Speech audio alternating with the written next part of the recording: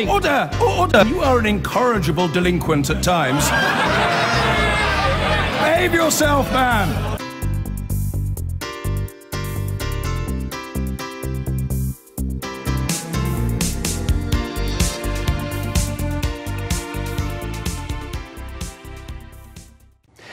You probably know that old saying that you never get a second chance to make a first impression. Well, maybe Jeremy Corbyn has belied that particular claim, because for many people, first impressions of him were drawn from his apparent reluctance to sing the national anthem back in 2015, just after becoming Labour leader, a moment that had Tory campaign chiefs rejoicing.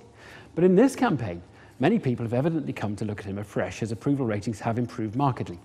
Well, we asked Stephen Bush, who's a special correspondent at the New Statesman magazine, and the journalist who perhaps before anyone else recognised that Mr Corbyn was going to be Labour leader. We asked him to make a film for us, offering us his account of the man and his thinking. Jeremy Corbyn comes from a place unlike any other Labour leader. He leads a party where his own MPs have voted against him twice. He's abandoned everything history tells us Labour must do to win. Yet the more the country's seen of him in this campaign, the more his appeal has seemed to grow. So what have we all missed about the Corbyn project? By day he's fighting to change the Labour Party and campaigning, and by evening he's fighting to change the Labour Party and campaigning. That is, in effect, not just the end of Blairism, it's the end of Thatcherism. It's the end of an entire moment in British politics. His appeal is too wide and too deep to be ignored. Corbyn was born in 1949 and grew up in the small Shropshire village of Pave Lane. Other Labour leaders from comfortable upbringings, like Clement Attlee and Tony Blair, discovered their ideals after they left home. But Jeremy Corbyn emerged almost fully formed from his upbringing in rural Shropshire. I'm from a working class part of London. He's a very middle class person. And what struck me, he'd had quite a privileged background and upbringing. He'd got to grammar school.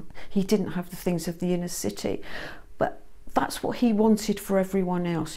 His parents, David and Naomi, had met while campaigning for the Republicans during the Spanish Civil War.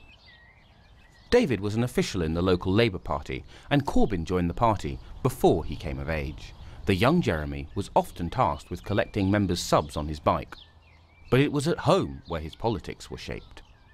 There was an atmosphere both in my house and indeed in Jeremy's house of the parents and the youngsters talking together quite seriously about politics and being taken seriously, not being patronised. Their first campaign was the 1964 election, when Harold Wilson ended 13 years of Conservative rule.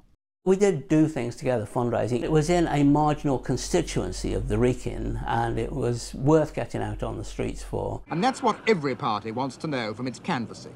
It wants to pinpoint its supporters, to make sure that it can get everyone to the polls on October the 15th. He left his traditional school with only 2 E's at A-level, but thoroughly educated in politics. In an early example of activism, he'd refused to join the school's combined cadet force.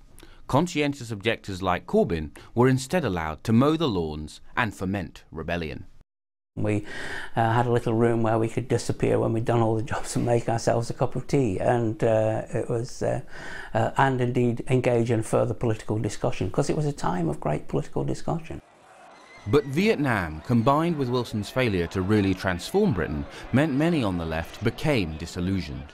By the time Corbyn moved to London in the 1970s, they had a theory.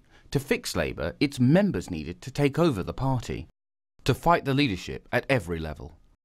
They blamed the mass media. On everything from foreign policy to management of policing. And the Home Secretary had to reply to attacks on the police, like this one by a militant young delegate. If this government can find time and money, apparently, to appease the police, how is it they have not found the time to do anything to bring about democratic control of the police? You have to remember that on the left, at the end of the 1970s, our most important campaign was the campaign for Labour Party democracy. And the point about the campaign for Labour Party democracy was that it placed the most value on members and members' participation. That is why today I think Jeremy thinks correctly, that his legitimacy comes from the fact that so many people joined the party to support him. If you want to understand Jeremy Corbyn's professional life, you have to understand this particular patch of North London behind me. From Haringey to Hornsey to Islington, he's always been more of a movement man than a professional politician. As a union organiser in Haringey, then a councillor in Hornsey, and finally, in 1983, a safe seat in Islington North, his career covers the entirety of the Labour movement in just 4 square miles. His guiding principle in all these roles, the parliamentary party must bow to the party outside. Jeremy sees himself first and foremost accountable to the mass membership of the Labour Party, and much less so to the Parliamentary Labour Party. And he sees them as having been, over the last 2 years, awkward, difficult, trying to undermine him, trying to obstruct what he's been trying to do. You have just seen the new Labour Party of Neil Kinnock. Glossy brochures, glossy words, glossy images. It all looks very comfortable and cosy, doesn't it? But when you look behind all the rosy covers, what do you find? Jeremy Corbyn, Labour candidate for Islington North. Defeat of the Tory government will be brought about by a series of disputes of which Parliament is only a part. The quote the Tories picked out was very important. Corbyn does see Westminster as only one front in a much bigger fight against conservatism. These positions were a gift to the Tories. This is Valerie Vaness, Labour candidate for Nuneaton. A Labour government has got to take on the people who obstruct it, arresting them if necessary. Arm the workers if necessary. Somebody said, oh, Val, you're on the television. And that's when I first saw the poster. You know, I was on a poster with my friends, you know. I thought it was just ridiculous. Even in the febrile 1980s, Corbyn and his allies were well to the left. They believed in stronger trade unions, significant redistribution, and that power was won not just in Westminster, but on the streets. Their associations, too, offended Middle England. Corbyn embraced Martin McGuinness when he was still a pariah, and he campaigned for those convicted wrongly of pub bombings. Critics saw him as an advocate for the IRA, supporters as ahead of his time. It didn't work in 1987. Those people got elected. It didn't work. The Guildford Four were exonerated, along with the Birmingham Six, and there was a peace agreement in Ireland. So he was right, wasn't he? Mrs Thatcher is now edging towards an overall majority of 100. The problem for Corbyn was, in the late 1980s, the country and the Labour Party thought he was wrong. And it's going to be a record-breaking night. 3 victories running for a Prime Minister. We're about to get... The Parliamentary Labour Party concluded for Labour to ever win again, it had to bury its Corbynite elements. In 1996, Tony Blair joked about the very idea of a Corbyn leadership, saying, "You really don't have to worry about Jeremy Corbyn suddenly taking over." And in the resulting battle for the party's soul, New Labour's triumph seemed total. The message to the left, clear. We have been elected as New Labour and we will govern as New Labour. Jeremy Corbyn has always wanted one thing, which is an ideologically pure Labour Party. And if you think of it in terms of who your opponents and who your enemies, for Jeremy Corbyn, Theresa May is not his enemy, not his political enemy. She's his political opponent. His political enemies are in the Labour Party. It's people like me, people like Tony Blair, and it's Blairism. Thank you, sir. Just like after Harold Wilson, Corbynism was born out of disillusionment with the Labour government. After the party's second defeat in 2015, changes to the party's rules for electing its leader, intended to revive the party's right, instead boosted the left.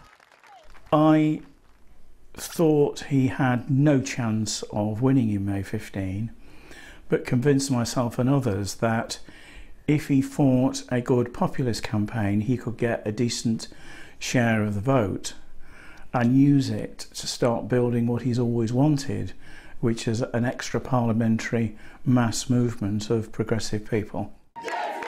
Under Corbyn, Labour membership has surged, and the Corbynites believe that a large base will keep the party on the left, preventing the compromises of the Wilson and Blair governments. A Labour Party which was out of power but purged of new Labour voices, new Labour members and new Labour influence is the ambition of Jeremy Corbyn. Power is a byproduct, because if you go to the root of what his supporters always talk about, it's always framed in terms of changing the debate, moving the terms in which we consider things here. It's not about winning power. All radical parties aim to change the language of politics. Clement Attlee in 1945. Margaret Thatcher in 1979. Good afternoon, Prime Minister. The Corbyn project aims to shift the debate too, and this partly explains their defensiveness with the press. If you want to try and get good coverage, you want to try and get a page lead in the Daily Mail, page lead in the Sun, and work with the press, first of all you genuinely have to compromise on your policies and your politics. And secondly, come a general election, as they did to Ed Miliband, they just throw the kitchen sink at you.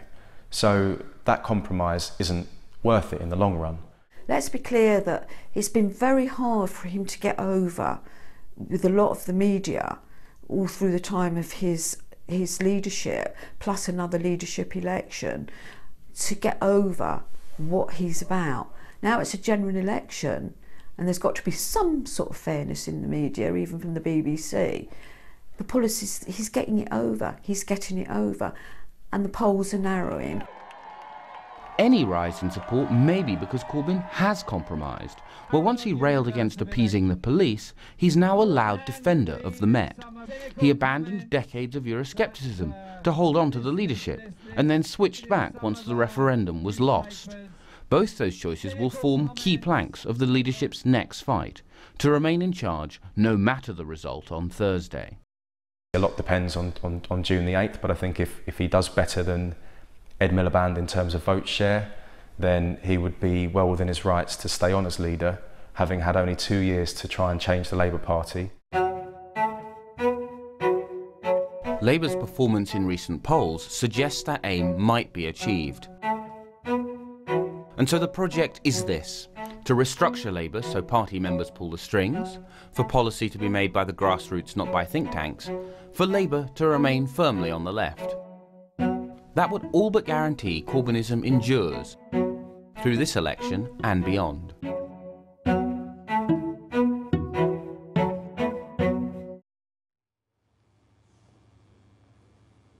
Stephen Bush of the New Statesman there.